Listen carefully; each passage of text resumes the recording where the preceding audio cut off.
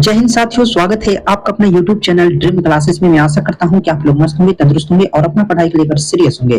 तो दोस्तों, आज हम इस वीडियो में लाए हैं प्रसिद्ध व्यक्तित्व के बारे में। प्रसिद्ध व्यक्तित्व के बारे में जितना भी प्रसिद्ध व्यक्तित्व है सीटेट में पूछा गया है वो हम आज क्लियर करने वाले हैं। तो वीडियो को अंत तक देखिए, मजा आएगा। और जो नए हुए चैनल को सब्सक्राइब कर लीजिए। तो चलिए फर्स्ट नंबर चलते हैं, अल बिरूनी के बारे में जानेंगे। अल बिरूनी कौन थे?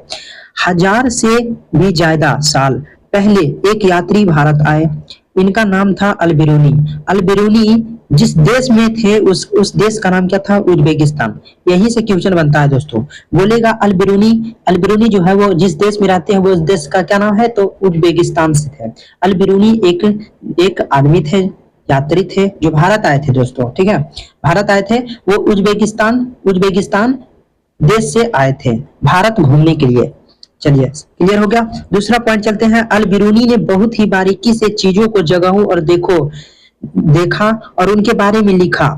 खासकर उन्होंने अपने देश के अलग ही लगी। खासकर उन्होंने अपने देश के लिए बहुत ही अलग लगा। चलिए तीसरा पॉइंट है, अल बिरूनी उस समय के तालाबों के बारे में लिखते हैं। अल बिरूनी जो है उस समय के तालाबों के बारे में लिखते हैं कि यहाँ के लोग तालाब बनाने में माहिर तो है, नहर बनाने में माहिर तो है। हमारे देश के लोग इन्हें देखेंगे तो हैरान रह जाएंगे। अल बिरूनी जब भारत आए थे दोस्तों तो हमारे समय में जो है हमारे देश के समय में जो है पूर्व समय में तालाब बहुत अच्छे तरीके से बनाए जाते थे। ठीक है, तो हमारे देश के लोग इन्हें देखेंगे तो हैरान ही रह जाएंगे।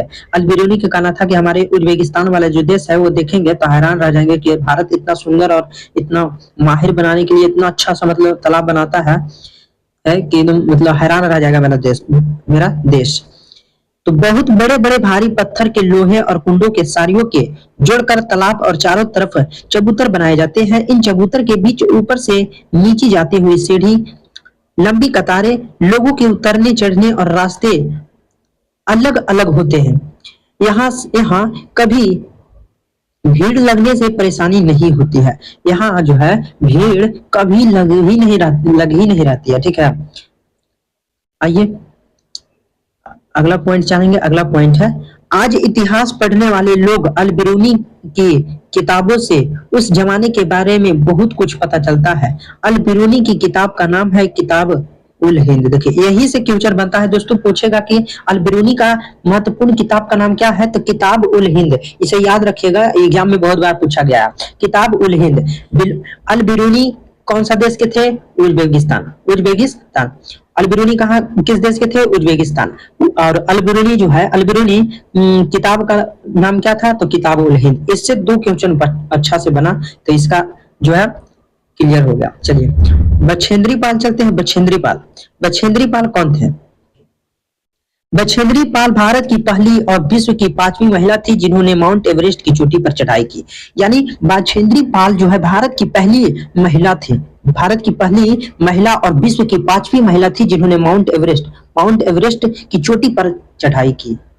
दूसरा पॉइंट चलते हैं। बछेंद्री पाल बचपन में एक पिकनिक में गई थी। वहां 4000 मीटर ऊंची चोटी पर चढ़ गई थी। तब ये कुल 12 वर्ष की थी। देखिए यही से क्वेश्चन बनता है। यही से क्वेश्चन, बछेंद्री पाल जब पिकनिक में गई थी 4000 मीटर ऊंची चोटी पर चढ़ गई थी तो उस समय उनका एज कितना था? उनका वर्ष कितना था? तो 12 वर्ष।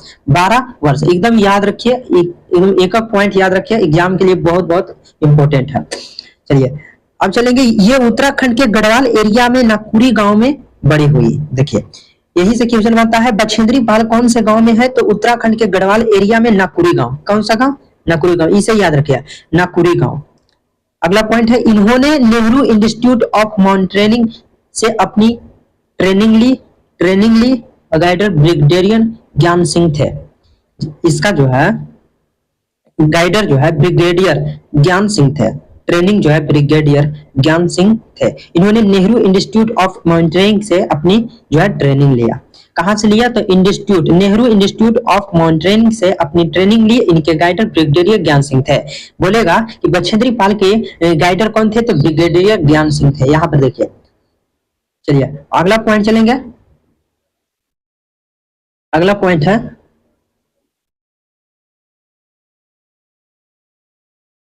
1984 में माउंट एवरेस्ट पर जाने के लिए टीम मेंबर बनी। 1984 में जो है माउंट एवरेस्ट में जाने के लिए टीम मेंबर बनी, समझे। और 23 मई को दोपहर 1:07 पर अपना पहला कदम 8848 मीटर ऊंची चोटी माउंट एवरेस्ट पर रखा। इनके साथ एक मेंबर भी गई थी। ये एक साथ कदम नहीं रख पाए क्योंकि वहां जगह नहीं था, तो ये इन्होंने अपना कदम रखा, उसके बाद अपना सिर झुकाया और झंडा फहराया। यानी कि बछेंद्री पाल जो है 23 मई को 1:07 पर पहला कदम रखी। और माउंट एवरेस्ट की ऊंचाई कितनी है? माउंट एवरेस्ट की ऊंचाई जो है 8848 मीटर ऊंची है। चलिए अगला पॉइंट चलेंगे। माउंट एवरेस्ट को नेपाल में सागर माथा भी कहते हैं। नेपाल में माउंट एवरेस्ट को कौन सा नाम से जाना जाता है? तो सागर माथा के नाम से। यही से सीटेट में मतलब बार बार पूछता है, सागर माथा के नाम से जाना जाता है। नेपाल के लोग क्या कहते हैं माउंट एवरेस्ट को? सागर माथा। चलिए अब जानेंगे पर्वत रोहन एक खेल है। चलिए पर्वत रोहन क्या है? एक खेल है, शौक या पेशा जिसमें पर्वतों पर चलना, लंबी पदयात्रा या उन पर चढ़ाई करना आदि। चट्टान 90 डिग्री का कोण पर बनाते हुए चला जाता है। चलिए पर्वत रोहन में होने वाली कठिनाइयां, क्या क्या कठिनाई है पर्वत रोहन में होने वाली? गिरती चट्टानें, गिरती बर्फ, पहाड़ों से गिरना, हिमस्खलन, बर्फ के ढलाने की हिम दायरे, मौसम, ऊंचाई, सौरमंडल, ज्वालामुखी गतिविधियां। पर्वत रोहन में काम आने वाले औजार कौन कौन है? पर्वत रोहन में काम आने वाले औजार कौन कौन से हैं? तो ऑक्सीजन हो गया, सिलेंडर, ऑक्सीजन सिलेंडर, कील वाले जूते, कुल्हाड़ी, नायलॉन की मजबूत रस्सी, चाकू, दूरबीन, पोर्टेबल कैपिंग, आइस ग्लासेस, हेमलेट, मजबूत नायलॉन बेल्ट, बर्फ तोड़ने के लिए एक तरह का खास का हथौड़ा। ये सब चीजें जो है पर्वतारोहण में काम आता है। आइए अब चलेंगे पर्वतारोहण में एक ग्रुप लीडर की भूमिका, बाकी लोगों का सामना उठाने में मदद करना, पूरे ग्रुप के आगे बढ़ जाने पर ही आगे बढ़ना, जो चल ना पाए उसे हाथ पकड़ कर चढ़ाना। मतलब बोल रहा है ना कि जो चल नहीं पाता है उसके हाथ पकड़ कर चढ़ाना है, ठीक है। रुकने के लिए जगह ढूंढना, साथी के बीमार पड़ने पर उसका ध्यान रखना, सबके खाने पीने की इंतजाम करना। संतोष यादव 20 वर्ष की आयु में माउंट एवरेस्ट पर चढ़ने वाली कम उम्र की प्रथम महिला थी। देखिए 20 वर्ष की आयु में माउंट एवरेस्ट पर चढ़ने वाली कम उम्र की प्रथम महिला थे। कौन थी? संतोष यादव। चलिए सुनीता विलियम्स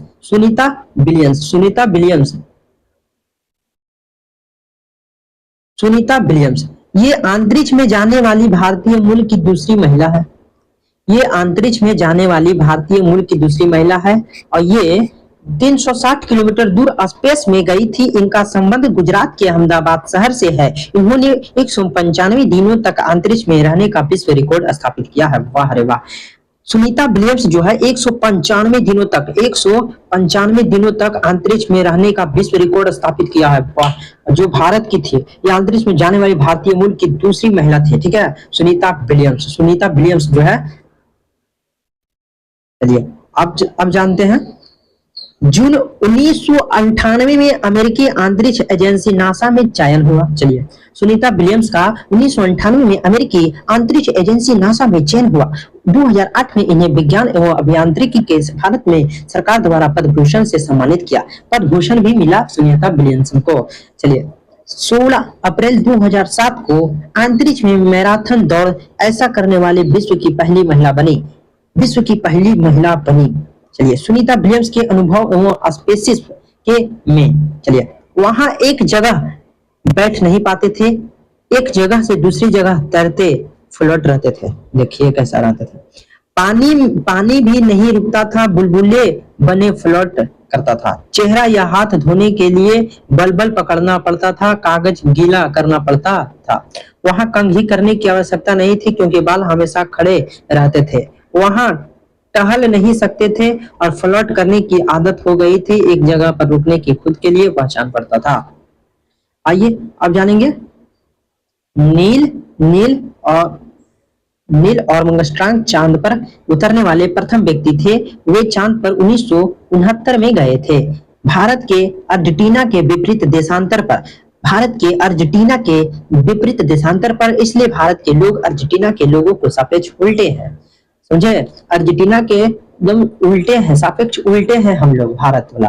ठीक है, चलिए राकेश शर्मा के बारे में जानते हैं। चलिए राकेश शर्मा के बारे में क्या जानते हैं? देखिए भारत के प्रथम और विश्व के 138वें कितना विश्व के 138वें अंतरिक्ष यात्री राकेश शर्मा का जन्म 23 जनवरी 1949 को पंजाब के पटियाला में हुआ था। वह 3 अप्रैल 1984 को सोवियत संघ के अंतरिक्ष यान सोयुज टी-11 से अंतरिक्ष के लिए रवाना हुए। 7 दिन 21 घंटे और 40 मिनट स्पेस स्टेशन सैल्यूट 7 दिन बिताने के बाद वह धरती पर लौट आए थे। 1984 में भारत सरकार द्वारा इन्हें अशोक चक्र से सम्मानित किया गया। पहले रूस ने यूरी गागरिन केंद्र में अंतरिक्ष यात्री परीक्षण प्राप्त किया हुआ। इसे रूस ने यूरी गागरिन क्षेत्र में अंतरिक्ष यात्री का परीक्षण भी प्राप्त किया। कल्पना चावला के बारे में जानते हैं कुछ बात। कल्पना चावला के बारे में जानते हैं। ये भारतीय मूल की अमेरिकी अंतरिक्ष यात्री थी। ये भारत की पहली महिला और अंतरिक्ष यात्री थी। इनका जन्म 17 मार्च 1962 करनाल हरियाणा में हुआ था। 1988 में कल्पना चावला ने नासा के एम्स अनुसंधान एम्स रिसर्च सेंटर से अपने व्यवसायिक जीवन शुरुआत की। ये भारत की अमेरिका अंतरिक्ष यात्री थी। ठीक है, कल्पना चावला जो है भारतीय मूल की अमेरिका अंतरिक्ष यात्री थी। ये भारतीय महिला अंतरिक्ष यात्री थी। इनका जन्म 17 मार्च 1962 करनाल हरियाणा में हुआ था। 1988 में कल्पना चावला ने नासा के एम्स रिसर्च सेंटर में से अपने व्यावसायिक जीवन की शुरुआत की। 1995 में नासा के अंतरिक्ष यात्री कोर में शामिल हुए। 19 नवंबर 1997 में उनके पहले अंक की शुरुआत हुई, जिसमें वे कोलंबिया अंतरिक्ष यान SST-87 के 6 सदस्य दल का हिस्सा बने। उन्होंने 15 दिन 12 घंटे अंतरिक्ष में बिताए। कल्पना चावला 16 जनवरी 2003 को उन्होंने दूसरे अंतरिक्ष अभियान का अंतरिक्ष यात्री कोलंबिया SST-87 उड़ान भरी। 1 फरवरी 2003 को धरती पर वापस लौटते समय पृथ्वी की वायुमंडल में प्रवेश करते नष्ट हो गया और वे सवार सभी अंतरिक्ष यात्रियों की मृत्यु हो गई। लेफ्टिनेंट कमांडर वहीदा प्रेजमा। अगला जानते हैं, अगला व्यक्ति का नाम जानते हैं, अगला महिला का नाम जानते हैं। ये है लेफ्टिनेंट कमांडर वहीदा प्रेजमा, इनका नाम है। ये भारतीय नौसेना में डॉक्टर है। ये भारतीय नौसेना में डॉक्टर है और नौसेना के समुद्री जहाज पर काम करने वाली गिनी चुनी महिलाओं में से एक है। ये पहली महिला है जिन्होंने एक पूरी परेड की कमान संभाली। किसी भी सेना में यह बहुत बड़ी बात मानी जाती है। इनका गांव थाना मंडी है, जो जम्मू कश्मीर के रजौरी जिले में है। अब जानते हैं कर्ण मलेश्वरी के नाम। ये एक वेट लिफ्टर है, आंध्र प्रदेश की रहने वाली है। ये एक वेट लिफ्टर है, आंध्र प्रदेश की रहने वाली है। 130 किलोग्राम तक भार उठा लेती है। भारत के बाहर इन्होंने 29 मेडल जीते। वाह रे वाह, 29 मेडल जीतकर उन्होंने नाम रोशन कर दिया भारत का कर्ण मालेश्वरी जो 130 ग्राम, बहुत ज्यादा 130 किलोग्राम तक भार उठा लेती है और भारत के बाहर उन्होंने 29 मेडल जीतना बहुत आज के डेट में बहुत ज्यादा कठिनाई करनी पड़ती है दोस्तों। चलिए अब चलते हैं चमकता सितारा। सूर्यमन्नी एक चमकता सितारा गर्ल स्टार स्कूल है। ठीक है, सूर्यमणि एक चमकता सितारा गर्ल स्कूल है। चमकते सितारे उन साधारण लड़कियों की असाधारण कहानी है जिन्होंने जाकर अपनी जिंदगी बदल दी। सूर्यमणि चाहती थी कि लोग त्योहार और अपने गीत गानों के गाए उन्हें भूले ना और अपने पहनावे को चावे ना पहने। चलिए, जड़ी बूटियों की समझ और बॉस की चीजें बनाने की कला बच्चे भी सीखे अपने स्कूल की भाषा से, तो स्कूल सीखे भी आप अपनी अपनी कुड़ुक भाषा का रिश्ता भी उससे जुड़े। यह भाषा तुरंग केंद्र में होता है। तुरंग कुड़ुक समाज और अन्य आदिवासी के खास किताब पर संभाल कर रखा गया है।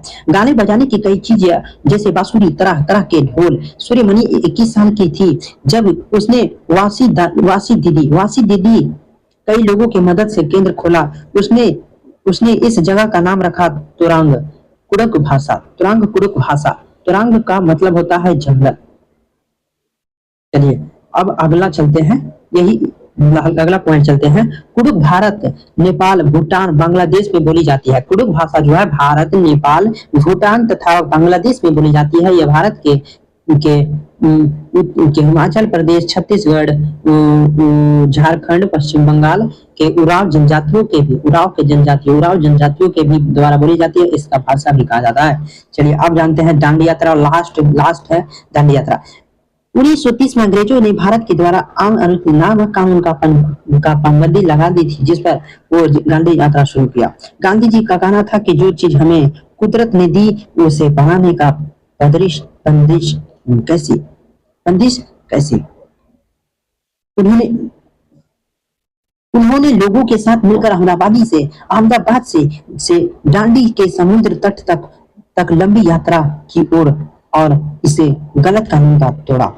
नमक कानून तोड़ा। सन 1930 में अंग्रेजों के साथ द्वारा लड़कर नमक कानून का भंग तोड़ा। आज कानून जो है 1930 में अंत हुआ। तो वीडियो कैसा लगा कमेंट करके जरूर बताएं दोस्तों, और ऐसे ही वीडियो चाहते हैं तो मेरे चैनल को सब्सक्राइब कीजिए और बेल आइकन को दबाना ना भूलिए। मिलते हैं नेक्स्ट वीडियो में, तब तक के लिए जय हिंद दोस्तों।